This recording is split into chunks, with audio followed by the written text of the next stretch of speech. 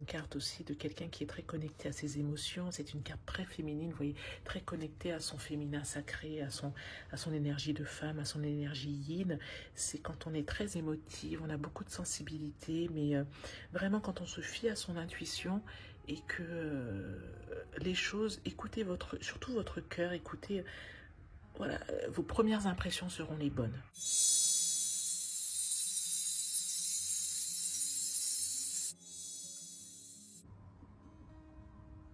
Bonjour les poissons, bienvenue sur Tarot et Intuition. On se retrouve pour votre tirage poisson du mois de novembre 2020.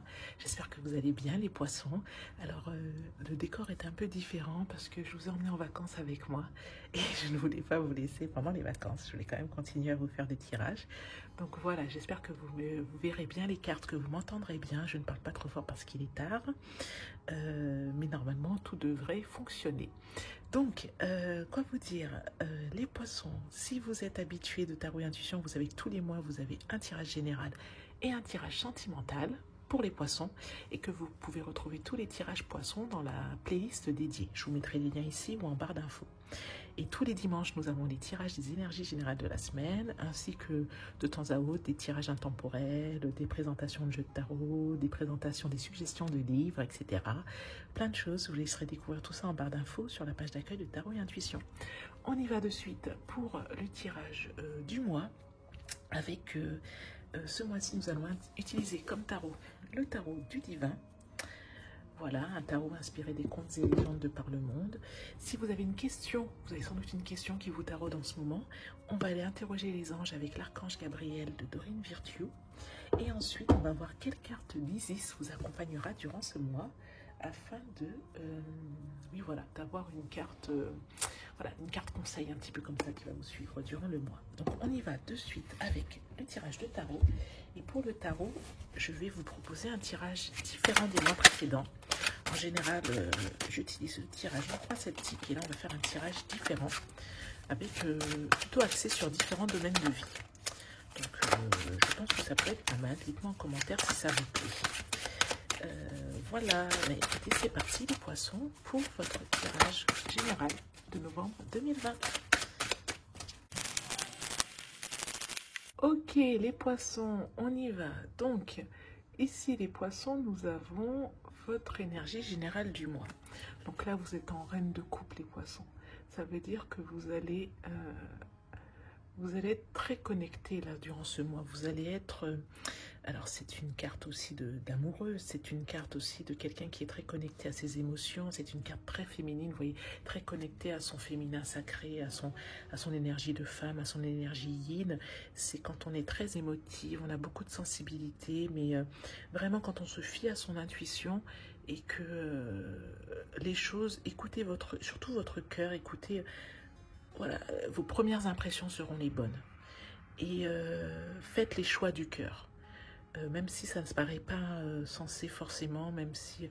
Faites ce que votre cœur vous encourage à faire.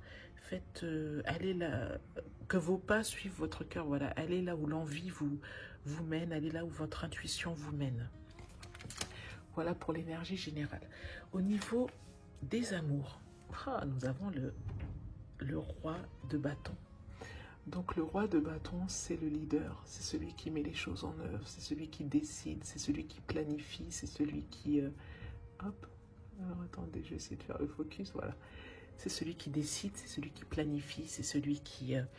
voilà, on se fie à lui, on a confiance en lui, c'est la personne idoine, c'est la personne qui rassure, c'est la personne qui est fiable. Donc là, vous avec cette énergie de roi, voilà, planifier, décider, avancer, créer les choses telles que vous le souhaitez. Voilà, prenez des décisions et les choses avanceront. Ensuite, au niveau des finances, ben là nous avons le roi de denier, donc une très bonne carte de finances. Le roi de denier, ça nous dit que vous maîtrisez la situation, ça veut dire que vous avez une maturité dans la façon dont vous allez gérer les projets, il y a une vraie connaissance, vous êtes connu et reconnu pour ce que vous faites. Voilà, allez, enfin, Alors c'est soit aller pour prospérer financièrement ou être dans l'abondance, faites les choses que vous savez faire. Faites les choses pour lesquelles vous avez une vraie maîtrise, les choses que vous maîtrisez, etc. Mais en même temps, j'ai envie de vous dire que même si vous essayez quelque chose de différent, a priori, vous aurez voilà, cette sagesse, cette connaissance un peu avec cette tortue, hein, pour pouvoir mener les choses à bien, pour pouvoir avoir le self-control nécessaire, pour pouvoir avoir la maturité d'esprit,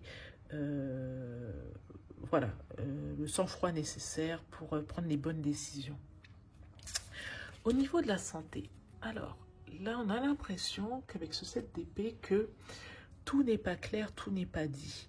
Donc c'est soit peut-être quelqu'un de votre entourage, mais bon, c'est quand même un tirage qui est plus basé sur vous. Donc soit quelqu'un de votre entourage qui ne vous aurait pas tout dit, soit vous, il y a quelque chose qui est caché. Peut-être que vous sentez que quelque chose ne va pas et vous mettez un peu de temps à aller faire des examens. Vous mettez un peu de temps à aller vérifier que tout est OK.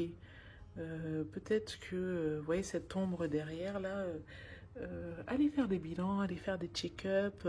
Si un médecin vous a donné un avis mais que vous doutez, allez en voir un deuxième. Voilà, il y a quelque chose un petit peu caché, quelque chose qu'on ne sait pas.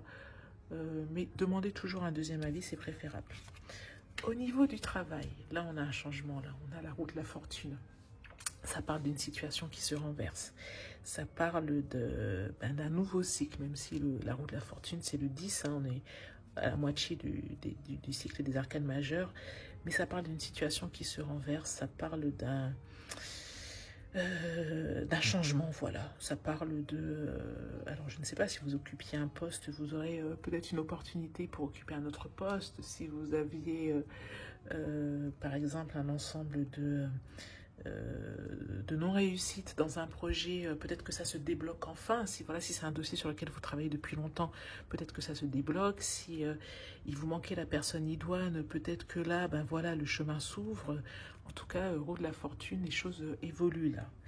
Ensuite, au niveau spirituel, 5 d'épée, ça nous parle d'une déception là. Ça nous parle de, je ne sais pas. Alors, une déception, le 5 d'épée, ça peut même être, oui, c'est des disputes, c'est des, comment dire, c'est de la mésentente, hein, c'est des désaccords. Donc, je ne sais pas, au niveau spirituel, ça peut être un désaccord avec les personnes que vous côtoyez, ça peut être une désillusion par rapport à des, je ne sais pas, peut-être par rapport à des attentes, à des choses que vous appreniez, ou peut-être à des personnes avec qui vous étiez en contact. Je sais que parfois les gens disent qu'ils ont perdu un parent et que pendant longtemps ils étaient en contact un petit peu avec ce parent, et puis que, enfin vous voyez, ils le voyaient dans leurs rêves, ils avaient l'impression de ressentir sa présence, et puis là ils ne le sentent plus, ou je ne sais pas. Dites-moi en commentaire si ça vous parle, mais a priori il y a comme une déception par rapport à la spiritualité. Ok, voilà pour votre tirage de tarot. Hop. Les poissons, on va y aller. Alors, vous avez peut-être une question. Vous posez sans doute une question. On va couper avant. Je vous laisse réfléchir à votre question et on va voir la réponse des anges, le conseil des anges par rapport à cette question. Donc, ça peut être dans le domaine de vie que vous préférez. Alors, voilà ce que vous dit l'archange Gabriel par rapport à votre question. On va essayer de faire le focus et de mettre un peu de lumière. Voilà. Guidance divine. Les idées que vous avez sont les réponses du ciel à vos prières. Ah bah là, si ça ne parle pas d'intuition, je ne sais pas.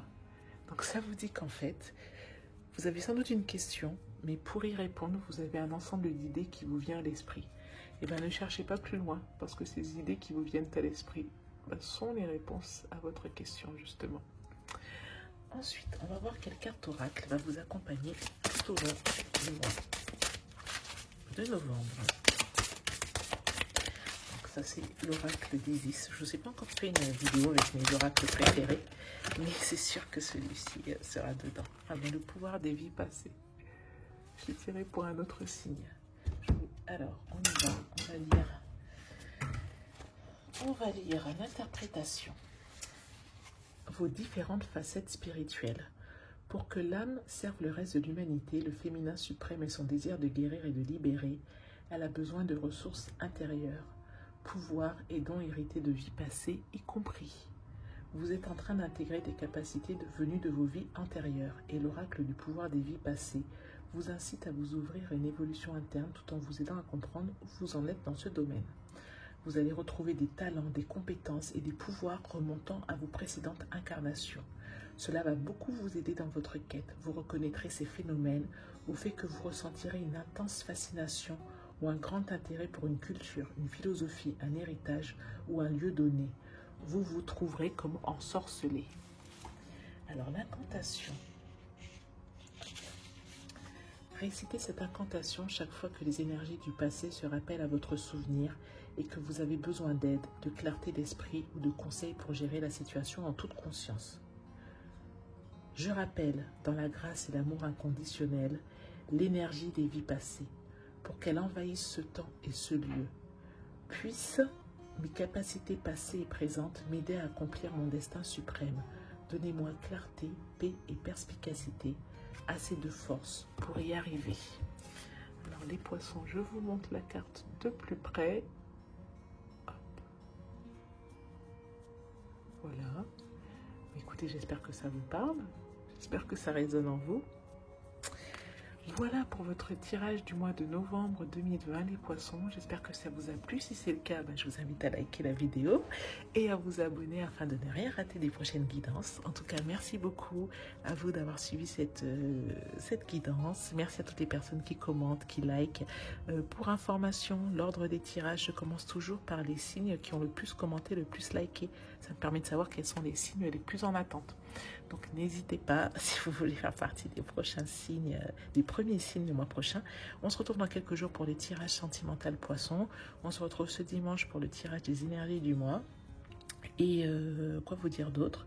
Mais écoutez, je vous souhaite un excellent mois de novembre et portez-vous bien. Voilà, merci beaucoup. Je vous dis à bientôt les poissons, au revoir.